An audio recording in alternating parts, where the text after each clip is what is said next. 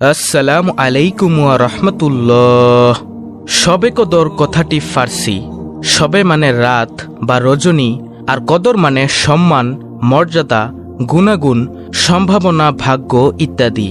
অর্থাৎ শবে কদর অর্থ হল মর্যাদার রাত বা ভাগ্য রজনী। শবে কদরের আরবি হল লাইলাতুল কদর তথা সম্মানিত রাত। যে রাতে পবিত্র কোরআন নাজিল হয়েছে সে রাতই লাইলাতুল কদর। আল্লাহ তাআলা বলেন, নিশ্চয়ই আমি কোরআন নাজিল করেছি মর্যাদাপূর্ণ কদর রজনীতে। প্রিয় দর্শক, আপনি কি জানেন মহিমাময় কদর রজনী কি? মহিমান্বিত কদর রজনী হল হাজার মাস অপেক্ষা উত্তম। সে রাতে ফেরেশতাগণ হযরত জিবরাইল আলাইহিসসালাম সমবিহারে অবতরণ করেন তাদের প্রভু মহান আল্লাহর নির্দেশ ও অনুমতিক্রমে, সব বিষয়ে শান্তির বার্তা নিয়ে। এই শান্তির ধারা চলতে থাকে উষা পর্যন্ত। হযরত মুহাম্মদ সাল্লাল্লাহু আলাইহিসসালাম তার উম্মতকেও রমজানের শেষ দশকে কদরের রাত অনুসন্ধান করতে নির্দেশ দিয়েছেন। হযরত আয়েশা রাদিয়াল্লাহু আনহা থেকে বর্ণিত, হযরত মুহাম্মদ সাল্লাল্লাহু আলাইহিসসালাম বলেছেন, তোমরা রমজানের শেষ দশকের বেজর রাতে লাইলাতুল কদর অনুসন্ধান করো। সহিহ বুখারী ও মুসলিম শরীফের হাদিস। রমজান মাসের ২৭ তারিখের রাতে শবে কদর হওয়ার ব্যাপারেও বর্ণনা হয়েছে। হযরত মুয়াবিয়া বিন আবু সুফিয়ান রাদিয়াল্লাহু আনহু থেকে বর্ণিত, হযরত মুহাম্মদ সাল্লাল্লাহু আলাইহিসসালাম বলেছেন, কদরের রাত হলো ২৭-এর রাত। সুনানে আবু দাউদ শরীফের হাদিস। হযরত আবু হুরায়রা রাদিয়াল্লাহু আনহু থেকে বর্ণিত, রাসূল সাল্লাল্লাহু আলাইহিসসালাম বলেন, যে ব্যক্তি বিশ্বাস ও নিষ্ঠার সঙ্গে কদরের রাতে নামাজ আদায় করবে, আল্লাহ তাআলা তার পেছনের সব পাপ মার্জনা করবেন। সহিহ বুখারী ও মুসলিম শরীফের হাদিস। প্রিয় নবী সাল্লাল্লাহু আলাইহিসসালাম রমজান মাসে বেশি বেশি কোরআন তেলাওয়াত করতেন। কদরের রাতে তেলাওয়াতের পরিমাণ আরও বাড়িয়ে দিতেন। হযরত ফাতেমা রাদিয়াল্লাহু আনহা থেকে বর্ণিত, তার পিতা তাকে বলেছে, প্রতি রমজানে জিবরাইল আলাইহিসসালাম একবার কোরআন তেলাওয়াত করে শোনাতেন, কিন্তু মৃত্যুর বছর তিনি তাকে দুবার কোরআন শোনান। সুনানে বাইহাকি। প্রিয় দর্শক, এখন আমরা জানব শবে কদরের নামাজের নিয়ত। শবে কদরের নামাজের নিয়তটি হল, নাওয়াইতু আন উসাল্লিয়া লিল্লাহি তাআলা রাকাআতাইস সালাতি লাইলাতুল কদর নাফলি মুতাওয়াজ্জিহান ইলা জিহাতিল কাবাতিশ শরীফাতি আল্লাহু আকবার। প্রিয় দর্শক, এই নিয়তটির অর্থ হল, আমি কাবামুখী হয়ে আল্লাহর সন্তুষ্টির জন্য শবে কদরের 2 রাকাত নফল নামাজ পড়ার নিয়ত করলাম। আল্লাহু আকবার। এখন হচ্ছে শবে কদরের নামাজের নিয়ম। প্রিয় দর্শক, এই রাতে বিশেষ কোনো নামাজের নিয়ম নেই। 2 রাকাত করে নফল নামাজ আদায় করতে হবে। যত খুশি নামাজ পড়তে পারেন। আল্লাহর সন্তুষ্টির জন্য কোরআন তেলাওয়াত করবেন, জিকির, দোয়া, ইস্তেগফার পড়বেন, তওবা করবেন। বেশি বেশি করে সূরা কদর ও সূরা ইখলাস পড়তে পারেন।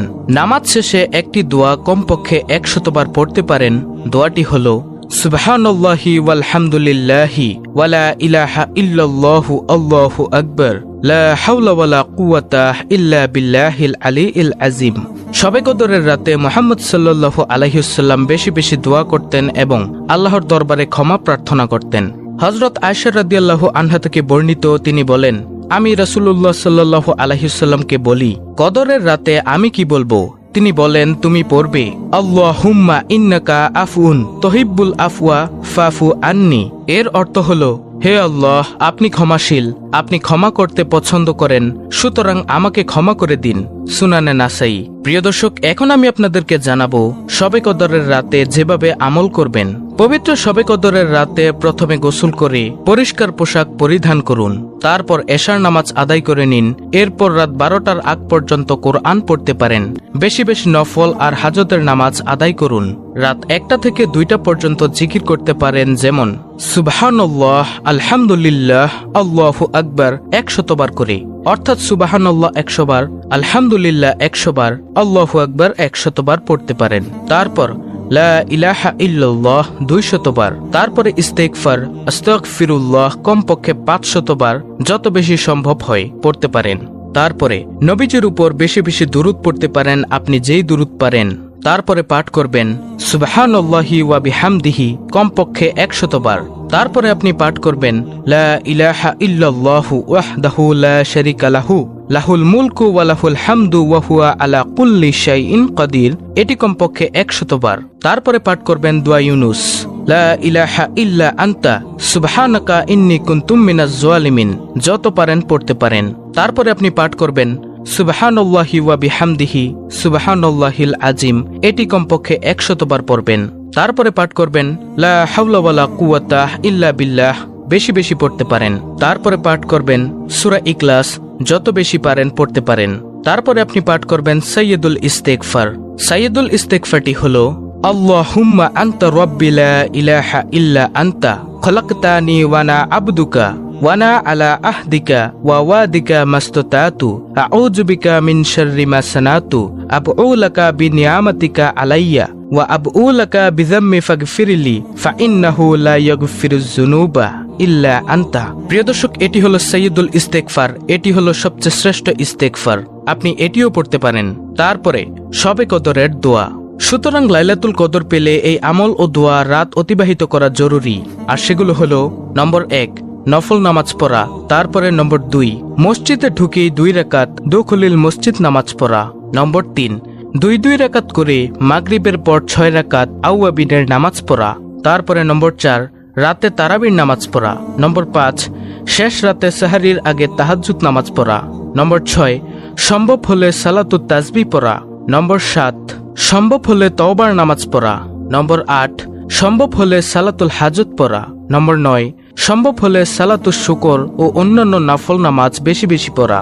তারপরে নম্বর 10, কোরআন তেলাওয়াত করা।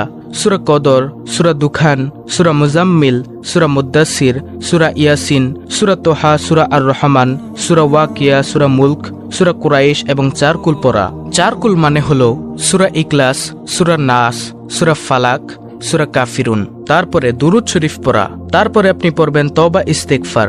তারপরে আমল করতে পারেন জিকির আজকার। তারপরে আপনি পড়বেন কোরআন সুন্নায় বর্ণিত দোয়া। প্রিয় দর্শক, তারপরে আপনি পড়বেন পরিবার পরিজন, মা বাবা ও মৃতদের জন্য দোয়া করা, কবর জিয়ারত করা। তারপরের আমলটি হলো বেশি বেশি দান সদকা করা। তারপরে আপনি আমলটি করুন রাত 2টা থেকে 3টা পর্যন্ত তাহাজ্জুদ পড়ুন অন্তত 8 রাকাত। রুকু ও সেজদায় বেশি সময় দিন। সেজদায় দোয়া করতে পারেন। তাহাজ্জুদের পর 3 রাকাত বেতেরের নামাজ পড়ুন। সাহারি খাওয়ার আগেই হাত তুলে আল্লাহর কাছে ক্ষমা প্রার্থনা করুন। এরপরে সাহারি খেয়ে ফজরের নামাজ আদায় করুন। প্রিয় দর্শক, এই হলো শবে কদরের দোয়াগুলো। এখন আমি আপনাদেরকে জানাবো লাইলাতুল কদরের ফজিলত। এ রাত 1000 মাস থেকে উত্তম ও কল্যাণময়। এ রাতেই পবিত্র কোরআন নাজিল করা হয়েছে। এ রাতে ফেরেশতা নাজিল হয় এবং আবেদ বান্দাদের অবস্থা পর্যবেক্ষণ করে। ফজর পর্যন্ত এ রাতে পুরোপুরি শান্তি ও নিরাপত্তার। এ রাতে প্রত্যেকটি ব্যাপারে অন্তত বিজ্ঞানসম্মত ও সুদৃঢ় ফয়সালা জারি করা হয়। এ রাতে ইবাদতে মশগুল বান্দাদের জন্য অবতরণকৃত ফেরেশতারা দোয়া করেন। হাদিসে শবে কদরের ফজিলত। হযরত আবু হুরায়রা রাদিয়াল্লাহু আনহু বলেন, রাসূল সাল্লাল্লাহু আলাইহি ওয়াসাল্লাম বলেছেন, যে ব্যক্তি রমজানে ঈমানের সঙ্গে ও সওয়াব লাভের আশায় সওম পালন করে তার পূর্ববর্তী গুনাহ মাফ করে দেওয়া হয়, এবং যে ব্যক্তি ঈমানের সঙ্গে সওয়াব লাভের আশায় লাইলাতুল কদরের রাত জেগে দাঁড়িয়ে সালাত আদায় করে তার পূর্ববর্তী গুনাহ মাফ করে দেওয়া হয়। বুখারী শরীফের হাদিস।